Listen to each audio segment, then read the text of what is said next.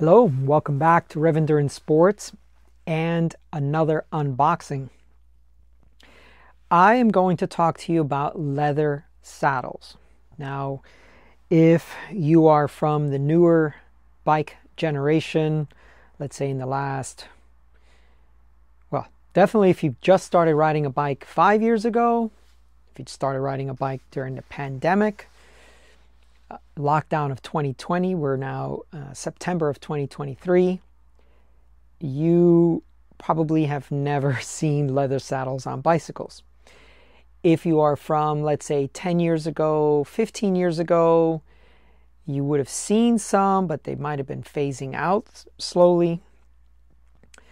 And about 20 years ago, pretty much when the carbon craze started up, and these dates are not exact, but you're looking at a time frame when everything changed dramatically from steel bikes, leather saddles, wool jerseys, wool shorts, to, oh, we can't put sponsor logos on wool jerseys. We can only like weave some stuff in, but that's about it. If we want something more art-like, then we have to go to, lycra and spandex, and then we can sublimate any logo, any design, any print onto a cycling team jersey. And then with the bikes, well, steel is heavy, and now we've got aluminum, and aluminum is really light. Oh, but it cracks. Oh, but wait, there's carbon fiber we can do something with. And so carbon fiber bikes, lycra, and leather saddles gave way to much more lighter weight type saddles. But if you've been riding a long time, you know that a leather saddle is your best friend for long distances.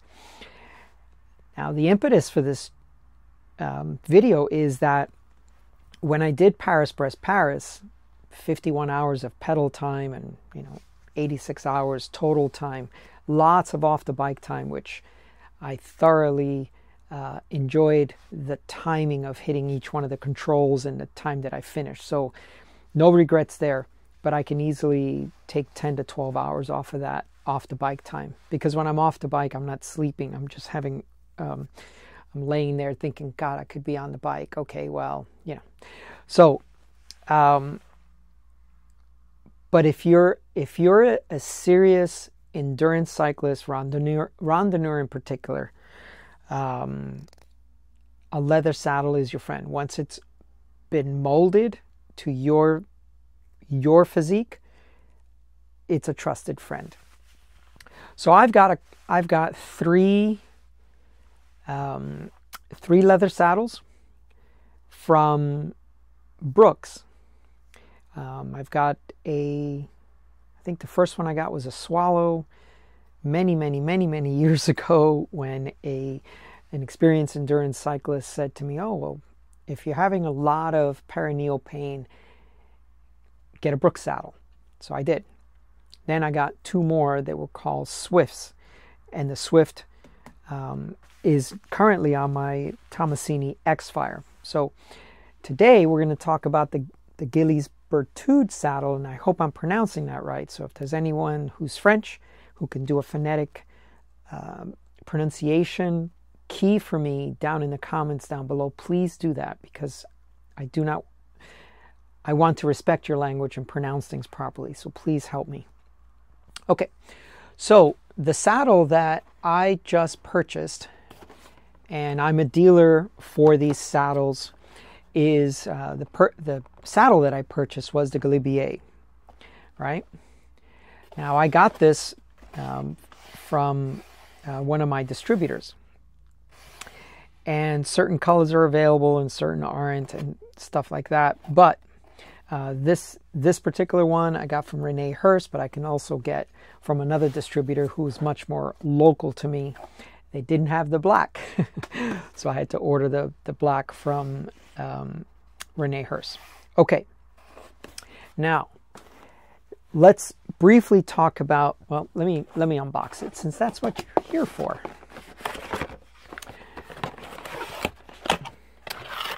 So this is what you get.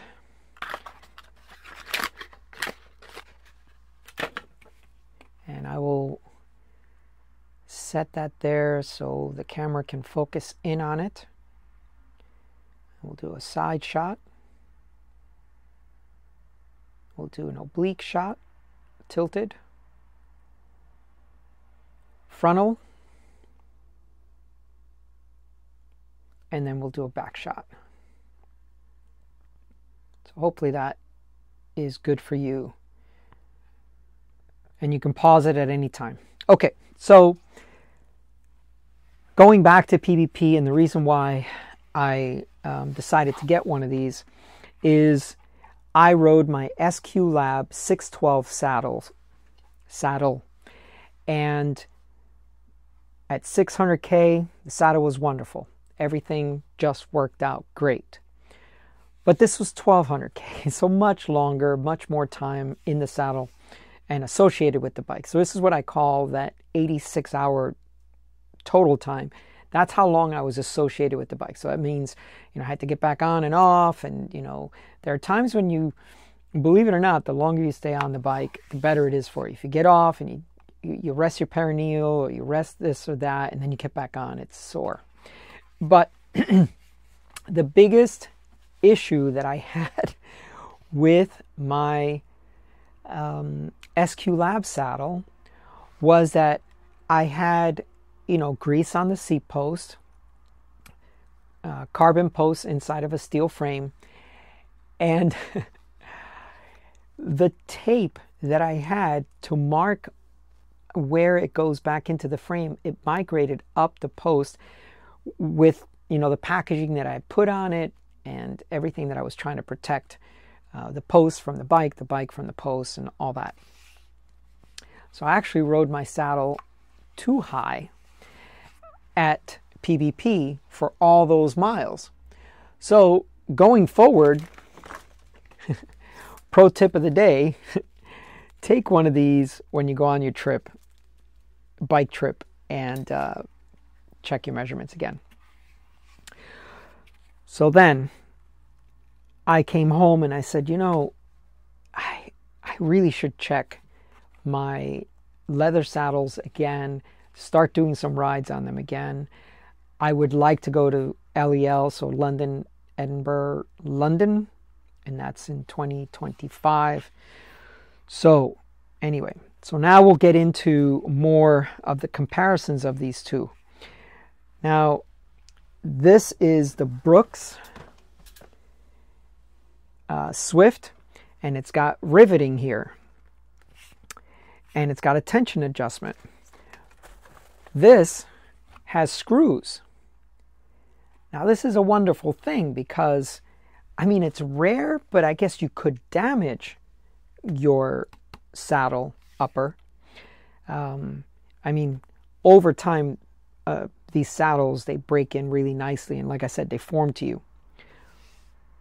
But if you were to damage your saddle, or for whatever reason you need to replace it, you can, because these screws here allow you to unscrew the top, unscrew this and take it off from the backing plate that's here.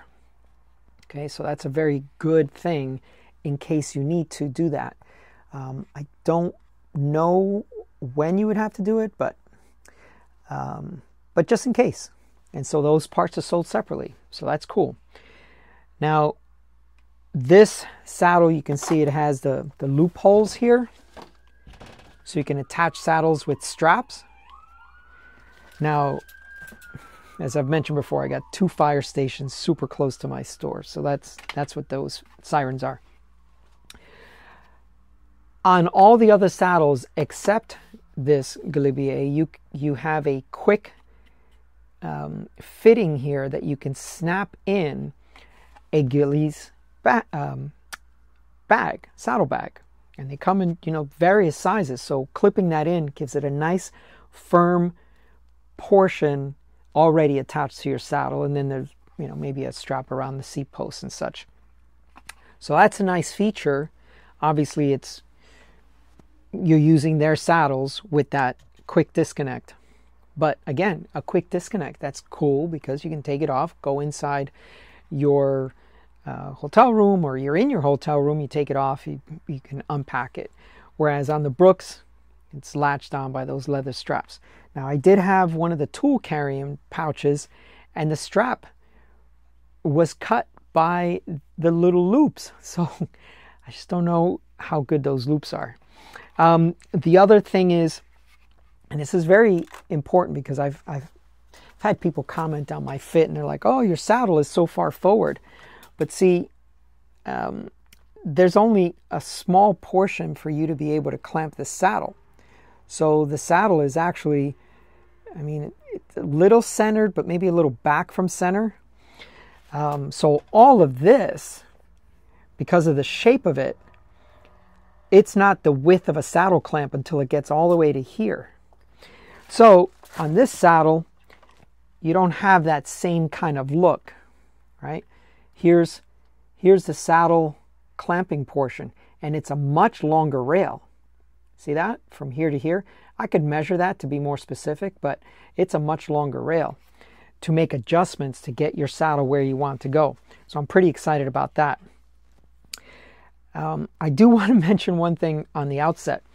I purchased this saddle, as I said, from Renee Hurst, and they recommend that you buy this along with it, and to treat and protect your saddle. Now, the very first thing you notice when you first pull this saddle out of the box is, oh my God, is that thing stiff. It is very, very, very hard. I mean, there is no give. It is really, really stiff. Compared to this Brooks saddle that I've had, I don't know, since like 2006 timeframe, 2005 maybe. So about 18 years I've had this saddle. It's been on and off my bike, so it's not 18 years of consistent riding it. So when I think about it, oh God, I got to break in a new saddle. I'm like, oh, that's going to hurt. But hopefully things will, start to break in pretty quickly. But I've got, I guess, 2 years until LEL to make sure that this saddle is broken in properly. Let me go over some of their notes just to make sure. So this falls under the racing saddles. The touring saddles are a little bit different. Same thing with the Brooks saddles, much wider. Some have springs. So this is more on the racing saddle, and it actually says suitable for racing bicycles with a somewhat aggressive riding position. So if you sit more upright, this is not the saddle for you, right? You'll need a wider saddle that will support more of your weight as you're sitting up. I don't sit up when I ride, generally speaking, except when I'm riding no hands and I'm adjusting gear and doing stuff. But the rest of the time, I have a forward position on my bike. Now, let's see. The first thing it says is it's pre-softened to shorten the braking period. Man, I'd hate to think what this saddle is like when it's not a pre-softened saddle. All right, so manufactured in-house from thick, natural, vegetable tanned leather.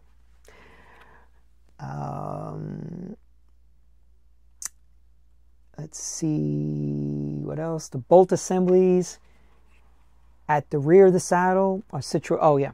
So they literally are talking about how these rivets are in the seated area on a Brooks, and on a Gilles it's off the back, right?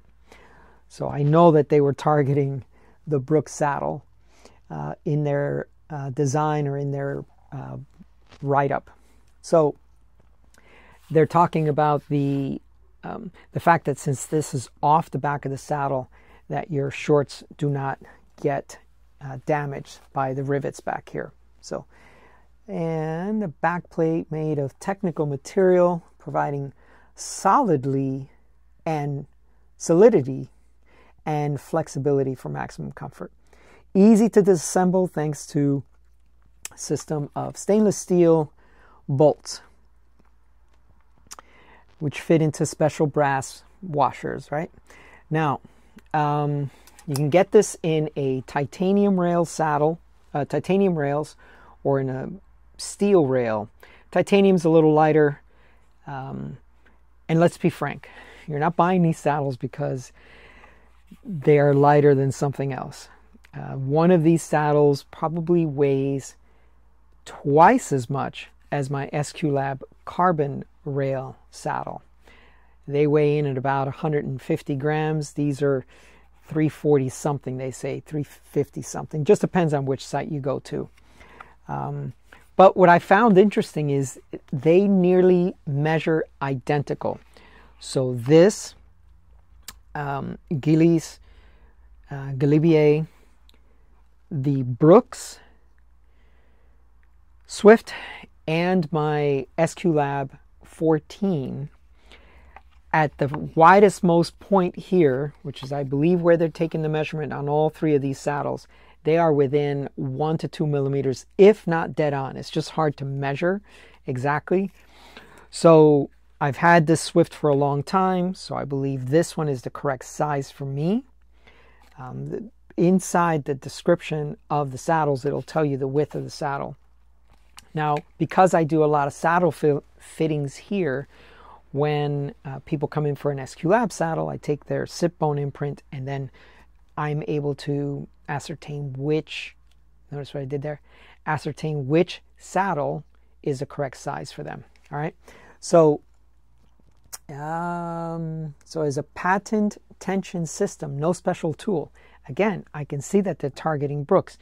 You need a special tool to get in these saddles because they're very difficult to tighten and loosen without their tool. I can do it, but it's very difficult on this Swift.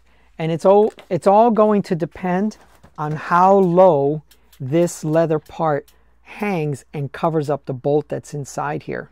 The adjustment nut, I should say. So I know that they were targeting Brooks again.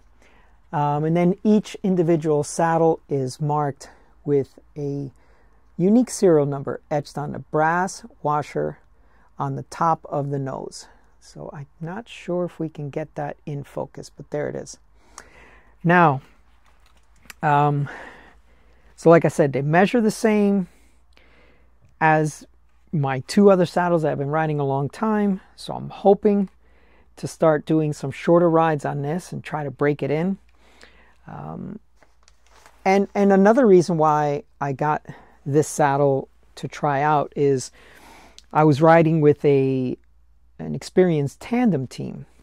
The captain had one of these on his tandem, and I said, you know, what saddle are you riding? And he says, oh, this. And this was like his 4th PBP.